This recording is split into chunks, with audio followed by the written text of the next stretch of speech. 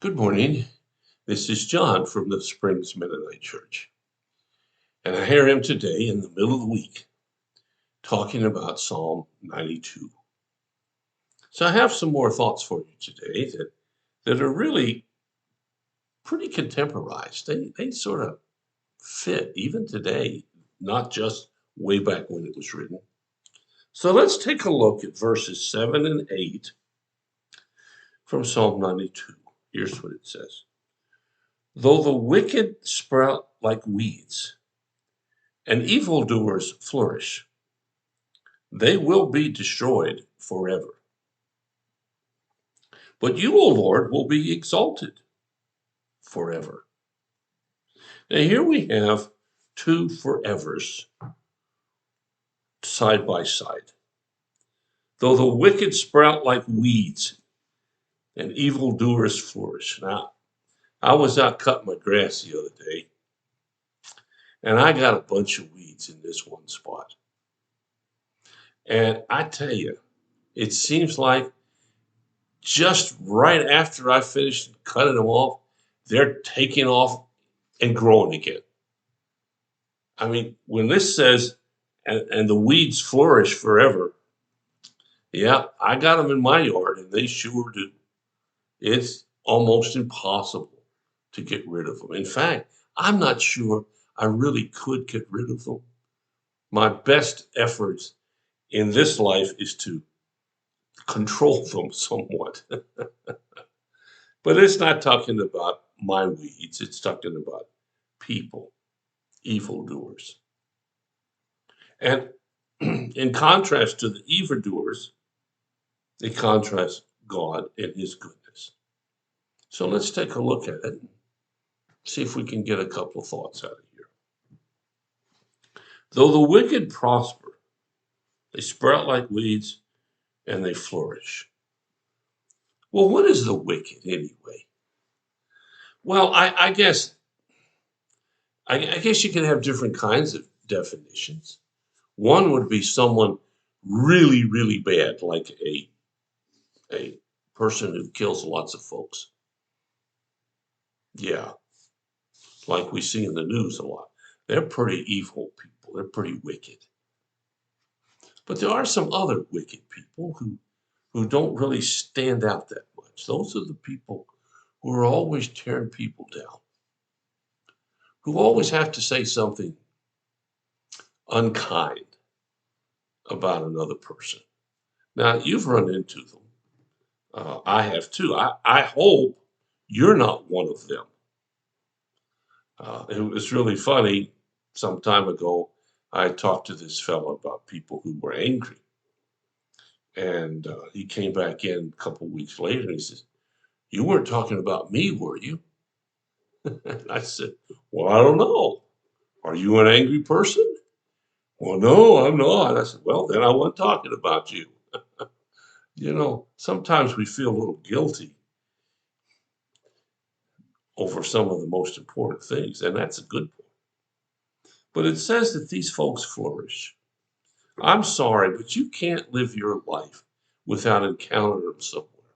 Now, the other side of that real wickedness is someone who's just real self centered and doesn't care about anybody but himself. In the workplace, maybe you've got someone there who doesn't mind a bit dumping stuff on you and dumping stuff on you and dumping some more stuff on you. They don't think about you, they only think about themselves. And I hope you're not one of these guys. I hope you're not. But it does say that they will be destroyed. Now, it's hard sometimes to wait for somebody to reap what they sow. That's what the Bible calls it. Some people call it other things like karma, or you get what you do, or whatever other phrase you've heard about these folks. Sometimes it's hard to wait. But what's important to know is that they don't win out. Oh, it might look like they do. And if right now you're dealing with someone like that, and it looks like they have all power and you're just left in the dust, well, they don't. There will be a time when things will be evened out under God's hand. And we know that because it says here that you, O Lord, will be exalted forever. You know what that really means?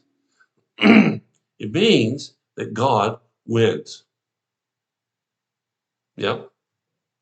Whatever, whenever, whoever, God still wins.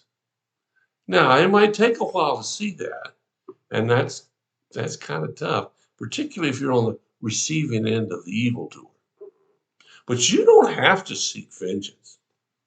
Bible says, "Vengeance is mine," says the Lord. He'll take care of that. What you and I have to do is trust Him.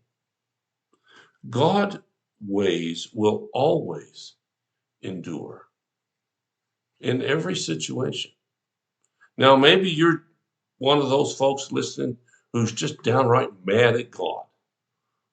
Okay, I'm sorry. I wish I could change that. Uh, I don't even know about it because I don't know who's listening. But if you are one of those, or you're one of those who has a tendency to be mad at God, okay, you're human.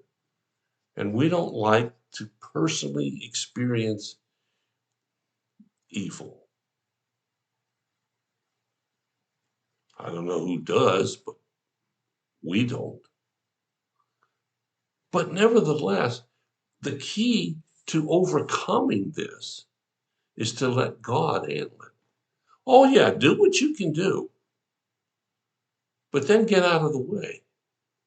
As I've said to people over the years in counseling, you can't do what you can't do. And I learned a long time ago, somebody who likes to spread rumors, you can't stop that. You can't get ahead of the rumor. I know you'd like to. I'd like to when people say them about me. But what I can focus on here is their time will come. Won't be very pretty when God takes his actions, but that's not my problem. My problem is to let God, who endures forever, let him run the show and take care of those things. Now, I tell you, it's not real easy, but I will tell you, it's not all that complicated either. You just have to say something like, God, I quit. You take over and mean it. Well, you think about it. Hope you have a wonderful rest of the day. If you have a need or a concern, let us know. We'll do whatever we can as fast as we can to help meet your need. Thanks so much for listening. I'll be back tomorrow with a couple more thoughts from Psalm 92.